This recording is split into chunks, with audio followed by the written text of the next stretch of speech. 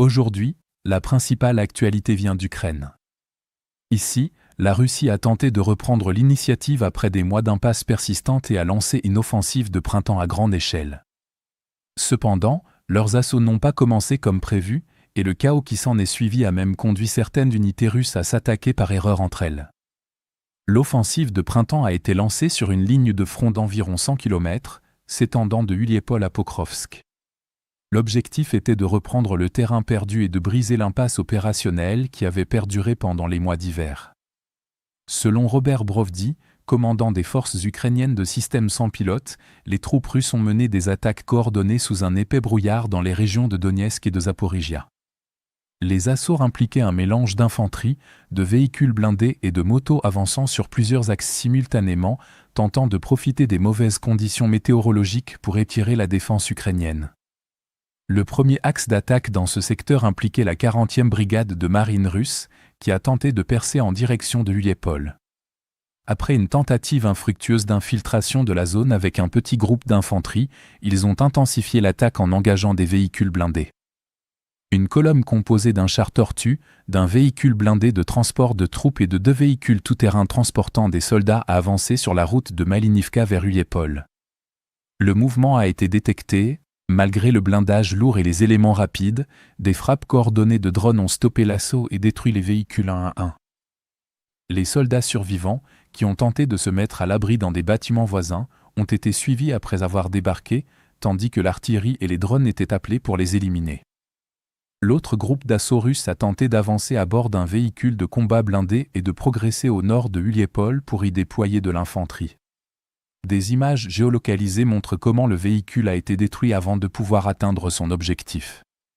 Les soldats débarqués, qui ont essayé de se cacher parmi des tuyaux à proximité, ont ensuite été pris pour cible et éliminés par des drones FPV ukrainiens. Ce qui avait commencé comme une tentative d'assaut mécanisé s'est rapidement effondré, entraînant finalement la perte totale d'une compagnie mécanisée russe entière. Plus au nord, des images géolocalisées confirment un autre assaut russe infructueux en direction de Novopavlivka, mené par des groupes d'infanterie de 5 hommes en plein jour, ce qui n'est pas la tactique habituelle des Russes, qui privilégient des groupes de 3 soldats rampant de nuit.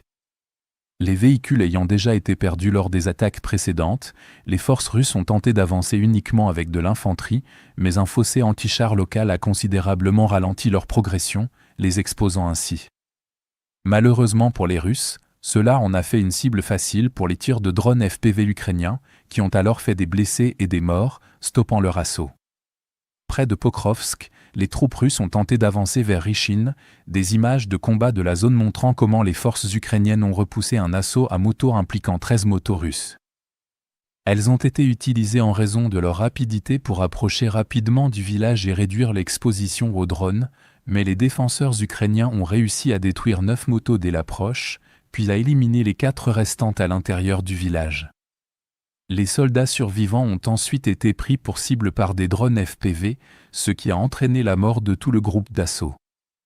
Au milieu de l'intensité de ces affrontements et du chaos de la contre-offensive russe ratée, l'unité de renseignement du régiment ukrainien Skelia a intercepté des communications radio ennemies indiquant que des soldats d'assaut russes ivres ont pris leurs camarades pour des soldats ukrainiens et ont ouvert le feu sur eux, tuant les leurs. Cet incident met en lumière le manque de discipline ainsi que la mauvaise communication entre les unités au sein des rangs russes, où les frappes ukrainiennes continuent, une préparation inadéquate et la pression du haut commandement pour toujours avancer contribuent à la confusion, à la désorganisation et à l'augmentation des pertes sanguines significatives. Malgré les efforts russes, l'offensive s'est soldée par de lourdes pertes, subies à cause des frappes de drones ukrainiens qui ont joué un rôle décisif, détectant et ciblant en continu les unités en progression, ce qui a ralenti l'élan et laissé les forces russes exposées à des attaques de précision répétées. Les forces russes ont subi des pertes records lors de leur tentative, atteignant un record de 1710 pertes humaines en une seule journée, ainsi que 3 chars, 11 véhicules blindés et 29 systèmes d'artillerie, soulignant l'ampleur de leur échec. Globalement, l'échec du début de l'offensive de printemps russe est une nouvelle conséquence de la volonté du commandement russe d'attaquer coûte que coûte, sans tenir compte des pertes ni du manque de progrès. Jeter des effectifs sur une ligne de front longue et bien protégée s'est avéré fatal, menant au chaos et poussant les soldats russes à s'intoxiquer pour faire face à la dure réalité de la guerre. Alors que la consommation de substances devient de plus en plus répandue parmi les troupes russes et que les unités manquent de coordination, les incidents de tirs amis et la désorganisation ne feront qu'augmenter, le commandement russe continuant de rechercher des résultats à n'importe quel prix. Si vous souhaitez découvrir d'autres développements importants d'aujourd'hui que nous n'avons pas pu aborder dans cette vidéo, n'hésitez pas à consulter notre carte interactive de l'actualité. Le lien vers notre carte interactive se trouve dans la description ci-dessous. Merci d'avoir regardé cette mise à jour, et un merci tout particulier à tous ceux qui suivent déjà notre carte interactive.